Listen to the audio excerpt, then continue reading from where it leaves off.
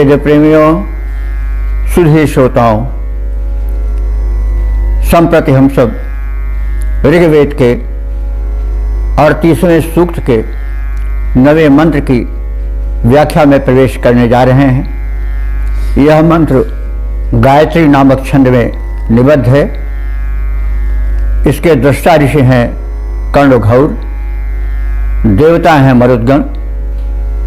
शीर्षक है मानसूनी वर्षा का दृश्य या मरुद्गणों द्वारा मानसूनी वर्षा का दृश्य। तो अब इस शीर्षक को समेटे हुए मंत्र का पाठ हो जाए। ओम दिवा चित्तमः कृण्वन्ति पर्जन्यदोद्वाहेन यत् पृथिवीं विन्दन्ति। ओम दिवा चित्तमः कृण्वन्ति पर्जन्येनोद्वाहेन यत् पृथ्वी विन्दन्ति। शब्दार्थ जाने। मरुत, हे वीर मरुतो,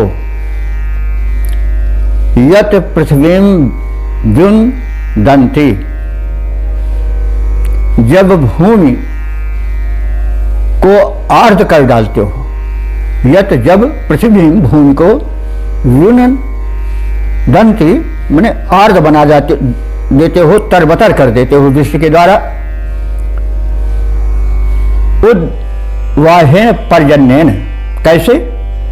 पर्जन्येन, पर्जन्य कहते हैं बादल को, मानसूनी बादल को पर्जन्य कहा जाता है। तो उद्वाहेन पर्जन्येन, जलवाही मेघों द्वारा दिवाचित तमः कृण्वन्ति। दिवाचित माने, दिवा माने दिन और चित माने भी, तो दिवाचित माने दिन में भी। तब तमः कृण्वन्ति, तुम, तम माने अंधकार, कृण्वन्त माने कर देते हो, तब तुम दिन में भी अंधकार कर देते हो।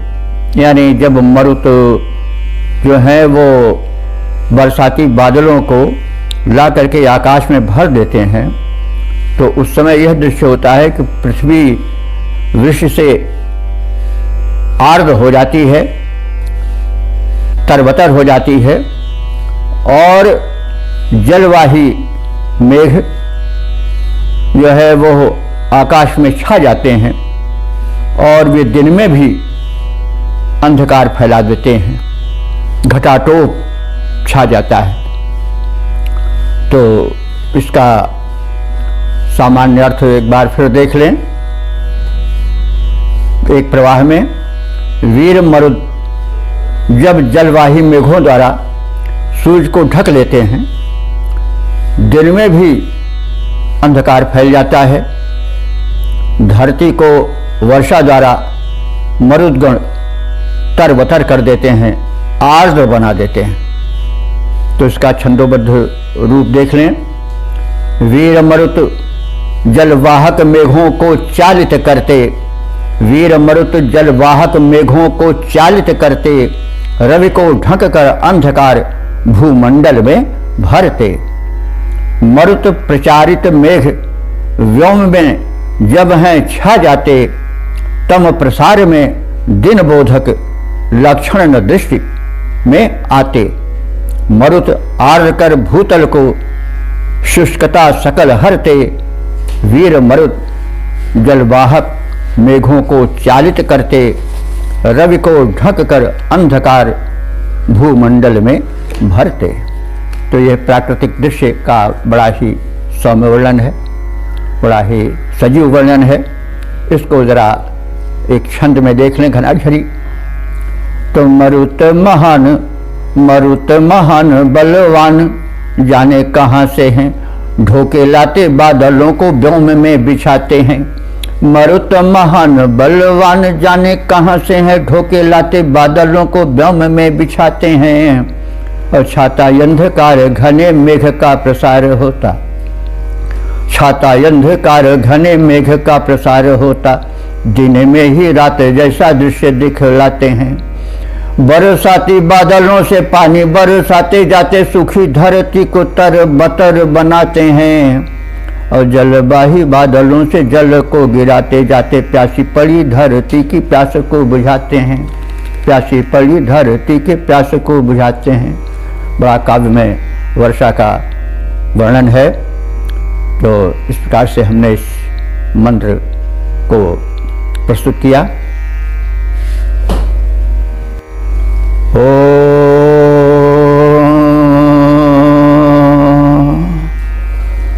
वेद प्रेमियों, सुधी श्रोताओं, अब हम सब ऋग्वेद के प्रथम मंडल के 38वें सूक्त के 10वें मंत्र की व्याख्या में प्रवेश करने जा रहे हैं।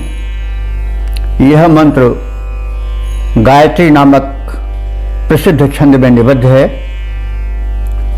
मंत्र दृष्टा ऋषि हैं कण्वघौर, देवता हैं मरुदगण, शीर्षक है मरुतों द्वारा उत्पन्न भयावह दृश्य। तो जैसे पहले कहा जा चुका है कि मरुदगण जो है रुद्रीय हैं, यानी रुद्र के पुत्र हैं, इसलिए उनमें बड़ी भयंकरता भी होती है। जब ये प्रबल रूप से प्रवाहित होते हैं तो अरे फिर बड़ा विनाशकारी दृश्य हो जाता है। घर की छत तक उड़ जाते हैं, आदमी और तमाम जानवर आकाश में उछल जाते हैं, ऐसा भी देखा गया है। तो कुछ इस भयावह दृश्य का वर्णन है। उधर मरुदगणों का सौम्य रूप भी देखा गया, उनका एक वत्सल रूप भी देखा गया। अब यहाँ पर इनका भयावह रूप, रुद्र रूप देखा जा रहा है इस मंत्र में। तो मरुतों द्वारा उत्पन्न भयावह दृश्य, इस शीर्षक या इसके अर्थ को समेटे हुए मंत्र का प्रथम पाठ हो जाए।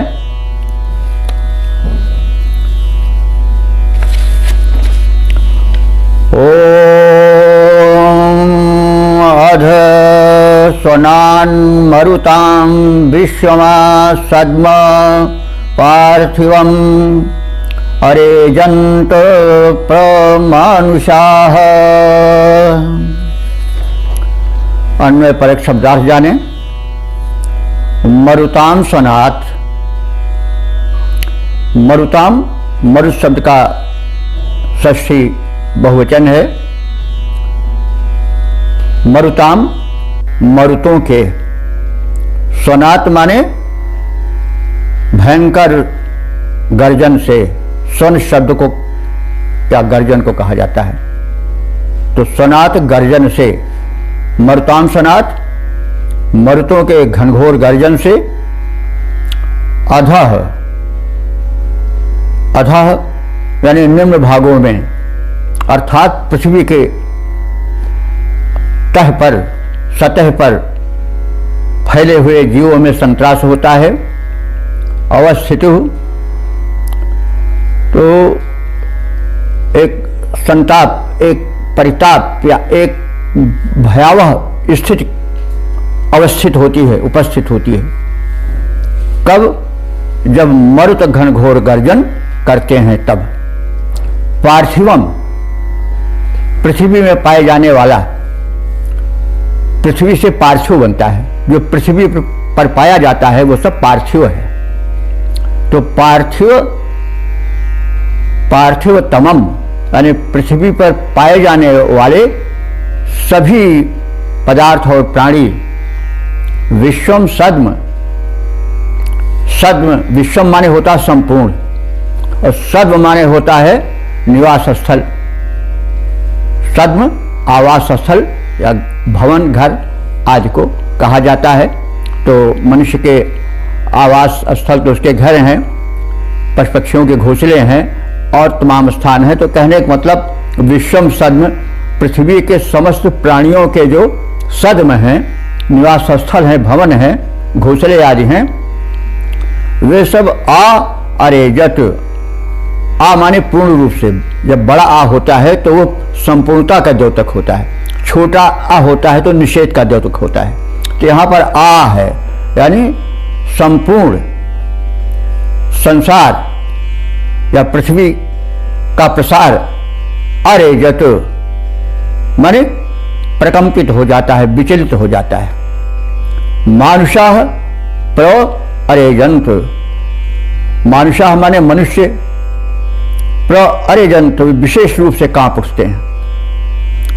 तो इस प्रकार से मरुतों की प्रचंडता का दिग्दर्शन कराया गया है, जो बड़ा सजीव है अपने में। यानी मरुतों की गर्जना से पृथ्वी में हलचल भर जाती है और उस गर्जन से समग्र धरतीवासी और उनके आवास प्रकंपित हो जाते हैं, विचलित हो जाते हैं, मनुष्य थर्राने लग जाते हैं। तो इसके छंदोबद्ध रूप को देख लें। जब मरुत गर्जना करते हैं भूमंडल में भय भरते हैं, जब मरुत गर्जना करते हैं भूमंडल में भय भरते हैं, कंपित हो उठता है समग्र, कोई भय से न उबरते हैं, कोई भय से न उबरते हैं। जितने आवास मही तल में प्राणी जिनमें करते निवास, विचलित होने लग जाते सब, छा जाता उनमें प्रबल त्रास। मानव विचलित हो जाते हैं, मानव विचलित हो जाते हैं, भय की सरिता में तरते हैं। जब मरुत गर्जना करते हैं भूमंडल में भय भरते हैं, कंपित हो उठता है समग्र, कोई भय से न उबरते हैं। इसको हम, इसी भाव को हम जरा सविया में भी देख लें। सविया छंद है हिंदी का। मरुतों की भयानक गर्जन है, मरुतों में भयानक गर्जन है, सुन के जिसको कंप जाती धरा। मरुतों में भयानक गर्जन है, सुन के जिसको कंप जाती धरा। कपने लगते जड़ चेतन है, कपने लगते जड़ चेतन है, लख धैर्य नहीं धर पाती धरा, लख धैर्य नहीं धर पाती धरा।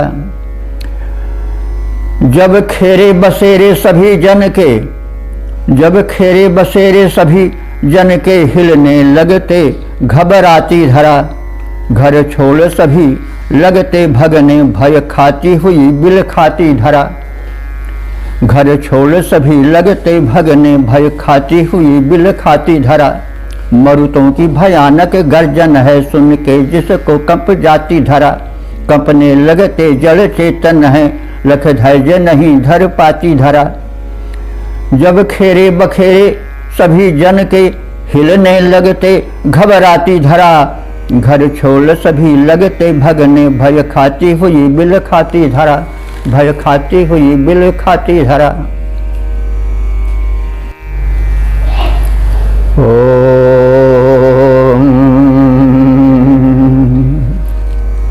ओम। वेद प्रेमियों, सुधी श्रोताओं, परम सौभाग्य का विषय है कि हम सब संप्रति ऋग्वेद के प्रथम मंडल के 38वें सूक्त के 11वें मंत्र की व्याख्या में प्रवेश करने जा रहे हैं। यह मंत्र गायत्री नामक प्रसिद्ध छंद में निबद्ध है। मंत्र दृष्टा ऋषि हैं कण्वघौर और देवता हैं मरुतगण। मंत्र का शीर्षक है मरुतों के बल विक्रम की सराहना। अब हम प्रथम मंत्र पाठ कर लें। ओम मरुतो विडुपाणिभिश्चित्रारोधस्वितीरनु याते मखिद्रामभिः। शब्दार्थ जाने। मरुतः, मरुतः हे मरुद गणों, वीडुपाणिभिः, वीडु कहते हैं बलिष्ठ, वो पाणिभिः माने हाथों द्वारा, बलिष्ठ बाहुओं द्वारा तुम सब चित्रारोधस्वी अनु, चित्रा कहते हैं चित्र विचित्र, रमणीय या सुंदर। रोधश्री, रोधश्री कहते हैं सरिता को, नदी को। शब्द बड़ा अप्रचलित है, लेकिन यह नदी के अर्थ में सार्थक रूप से प्रयुक्त हुआ है। रोध कहते हैं रुकावट को, और रोधश्री माने रुकावट करने वाले। जब रुकावट किए गए तो रोध, रुकावट कौन करते हैं? पुलिन, तट। तो नदियां जो हैं वो अपने रोध यानी पुलिन के, तट के अवरोध के कारण रुकी रहती हैं, संभली रहती हैं, और उसी में बद्ध करके वेग से बहती हैं। तो पुलिन वो अवरोधक तत्व हैं, उनकी बाहें हैं नदियों की, जो उन्हें संभाले रहते हैं। तो इसीलिए नदियों को रोधश्री कहा गया है, जिनकी धारा पुलिन के द्वारा संभाली गई हो, नियंत्रित की गई हो। तो इस प्रकार से रोधश्री माने नदियों के, अनु माने साथ साथ उनके तट के लगे हुए भाग के साथ साथ अखिद्रिया मभि, अखिद्रिया मभि का अर्थ होगा बिना किसी रुकावट के, बिना किसी अवरोध के। यात ईम, यात माने गमन, ईम माने ही, यानी गमन करते ही रहो। तो इसका भावार्थ होगा कि हे वीर मर्तो, तुम्हारी भुजाएं बड़ी बलिष्ठ हैं, तुम में बड़ा वेग है, और वह वेग अपने पूर्ण रूप से स्थिति में रहे, और तुम्हें चलना सतत है, निरंतर चलना है। तो इसलिए अवरोध वाला पथ तुम्हें ना मिले। ये भावात्मकता का मतलब कवि जो है अथवा ऋषि जो है वो वर्णन में भावुक भी हो जाता है। तो मरुतों के निरंतर प्रवाह से उसके हृदय में यह भाव आता है कि हे मरुतो, तुम्हें निरंतर प्रवाहित होना है। तो निरंतरता में, गतिशील रहने में थकान भी आ सकती है, आ ही जाती है। तो इसलिए हे पूज्य मरुतो, तुम नदी के किनारे को चुनो। नदी का तट जो है या प्रवाह जो है, उसके ऊपर जो प्रवाह होगा मरुतों का, तो वहां किसी वृक्ष या किसी बस्ती का या किसी पहाड़ आदि का अवरोध नहीं होगा। तो इसलिए तुम नदी के तट को पकड़कर अगर निरंतर चलते रहोगे, जो कि तुम्हारी प्रकृति है, तो फिर तुम्हारे उस वेगपूर्ण प्रगति में कहीं अवरोध न पड़ने से थकान नहीं आ पावेगी। तो यह भाव के हृदय हो गया है। कभी कभी भक्त जो है वो भगवान को व्यथित देख करके स्वयं व्यथित हो जाता है। ये भाव की आर्द्रता है, स्वाभाविक है। भले वो बहुत बड़ा हो, लेकिन भक्त का हृदय बड़ा कोमल होता है। यह थोड़ा हम इस प्रसंग को सरस बनाने के लिए और एक उदाहरण पेश कर देते हैं। सूर्यदास जी भक्त थे, वात्सल्य भाव के भक्त थे। तो वे नंद और यशोदा की वात्सल्य को लेकर चलते थे। तो जब कृष्ण मथुरा चले गए तो वे संदेश भेजती है देवकी के पास कि संदेशो देवकी सो कहियो, तुम तो टेब जानती हुई हो, तदपि मोहि कहि भावे, प्रात उठत मेरे लाल लड़ैते माखन रोटी भावे। और हाँ तो धाय तिहारे सुत की कृपा करते ही रहियो, संदेशो देवकी सो कहियो, हाँ तो धाय तिहारे सुत की, मुझे तुम्हारे पुत्र की धाय थी, कृपा करते ही रहियो। अब पूरी दिनचर्या बता देती है। ये भूल जाती हैं कि कृष्ण राजाओं के राजा हैं, तमाम नौकर चाकर हैं, अब उनके लिए ये कहा जाए कि इस तरह से उनको खिलाना, इस तरह से पिलाना, तो लेकिन वो भाव में एक आर्द्रता होती है, वो सारे कगारों को तोड़ करके बहता है। तो कहते हैं कि मैं तो तुम्हारे पुत्र की सेविका रही हूँ, धाय रही हूँ, फिर भी मैं कुछ कहना चाहती हूँ। वे खाने पीने में बड़े कच्चे हैं, जल्दी से खाते पीते नहीं, बहुत मनौनी करना पड़ता है तब खाते हैं, और उनको माखन रोटी अच्छी लगती है। तो इसलिए इन सबका ध्यान रखना और पूरी दिनचर्या बता देती है। कहने की यह मतलब हुआ, मैंने इस प्रसंग को इसलिए कहा कि भगवान के सामने या पूज्य के सामने जो भक्त होता है, कभी कभी उनके किसी श्रम को देख करके स्वयं जो है वो द्रवित होकर के कुछ ऐसी बात कह देता है जो कि व्यवहार रूप में बहुत ज़्यादा लगती हुई नहीं लगती है। तो मरुत तो परम शक्तिशाली है, लेकिन जो उपासक है वो कह रहा है कि हे मरुतो, तुम निरंतर गतिशील रहते हो, तुम्हारी बाहों में प्रबल बल है, लेकिन तुम्हारी इस निरंतर गतिशीलता से तुम्हें थकान भी आ जाएगी। इसलिए तुम नदी का किनारा पकड़ो जहाँ की अवरोध ना हो और तुम्हें रुकावट का सामना न करना पड़े, और इस कारण से बार बार जो रुकना पड़ता है, ब्रेक लगनी पड़ती है, उसके जरिए जो थकान का अनुभव होता है वो ना हो पावे। यह मेरा अनुरोध है।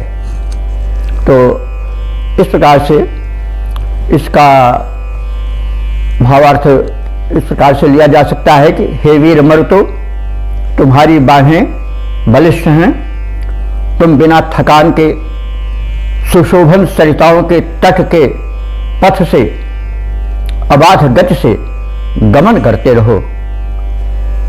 तो इसमें यह भी संदेश छिपा माना जा सकता है कि सदैव गतिमान रहना चाहिए। गति ही प्रगति है और प्रगति ही जीवन है। तो अब हम इसका पद्य रूपांतरण देखें। हे वीर मरुत, तुम हो बलिष्ठ, बाहों में विलसित बल अपार, संसार जानता भली भांति, तुम में अद्भुत ऊर्जा प्रसार। तुम बिना थके चल सकते हो, श्रम तुम्हें न कर सकता अधीर, अव्याहत गति से गमन करो, शोभन सरिता के तीर तीर। गति ही जीवन है, गति ही जीवन है, हो इसका संसार मध्य पूरा प्रचार। हे वीर मरुद, तुम हो बलिष्ठ, बाहों में विलसित बल अपार। अब इसका थोड़ा सवैया छंद में इसी भाव को देख ले। मरुतो बर बाहें तुम्हारी, बर बाहें तुम्हारी भरी, बल से भुज दंड तुम्हारा प्रचंड बड़े, भुज दंड तुम्हारे प्रचंड बड़े। सह पाते न वेग बड़े से बड़े, उसका सह पाते न वेग बड़े से बड़े, तरु वृंद नहीं रहे पाते खड़े। तुमको न थकान लगेगी चलो, सरिता के खुले तट को पकड़े। तुमको न थकान लगेगी चलो, सरिता के खुले तट को पकड़े। गति जीवन है गतिशील रहो, गति जीवन है गतिशील रहो। संदेश कहो उर में उमड़े, संदेश कहो उर में उमड़े। मरुतो बर बाहें तुम्हारी बड़ी, भुज दंड तुम्हारे प्रचंड बड़े। तो इस प्रकार से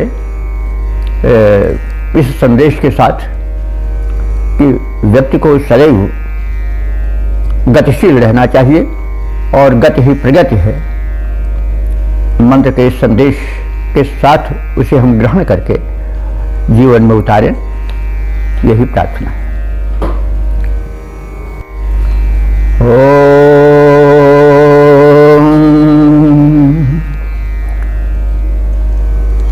वेद प्रेमियों, सुधी श्रोताओं, अब हम सब ऋग्वेद के प्रथम मंडल के 38वें सूक्त के 12वें मंत्र की व्याख्या में प्रवेश करने जा रहे हैं। यह मंत्र गायत्री नामक छंद में निबद्ध है। मंत्र दृष्टा ऋषि हैं कर्णघौर, देवता हैं मरुदगण। शीर्षक है मरुतों के गमन, साधन की परिपूर्णता। संदेश यह है कि हम जिससे जिन साधनों से प्रगति करते हैं वे साधन हमारे सुसज्जित रहें। यह न हो कि वे हमारी लापरवाही के शिकार के कारण कमजोर रहें। तो जब हमारे साधन चुस्त दुरुस्त नहीं रहेंगे तो हमारी प्रगति में वह गति नहीं आ पाएगी। तो इस बात को मरुतों के रथ और उनकी गति में क्या सावधानी हो, इसका वर्णन किया जा रहा है, कथन किया जा रहा है। और उसके बहाने यह कहा जा रहा है कि हम जिन साधनों से आगे बढ़ते हैं, हमारी उन्नति होती है, हम प्रगति करते हैं, वे हमारे साधन चुस्त दुरुस्त बने रहें, हम उसके प्रति लापरवाह न रहें। क्योंकि फिर लापरवाह रहेंगे तो मौके पर वे हमारा साथ नहीं देंगे। जब हम उन्हें ठुकराएंगे तो हमें भी ठुकराएंगे। ये प्रकृति का नियम है। तो इतना अर्थ समझने के लिए भूमिका रूप में कह दी गई बात। तो मरुतों के गमन, साधन में परिपूर्णता, ये शीर्षक है। इस शीर्षक के अर्थ को समेटे हुए मंत्र का अब पाठ हो जाए। ओम स्थिरा वह सन्तु नेमयो रथा अश्वासेषां सुसंस्कृता अभीशवः। और अन्य परक शब्दार्थ जाने। एशाम वह रथा, एशाम ये, वह माने तुम्हारे, रथा माने रथ, आगे बढ़ने के साधन, तुम्हारी सवारी।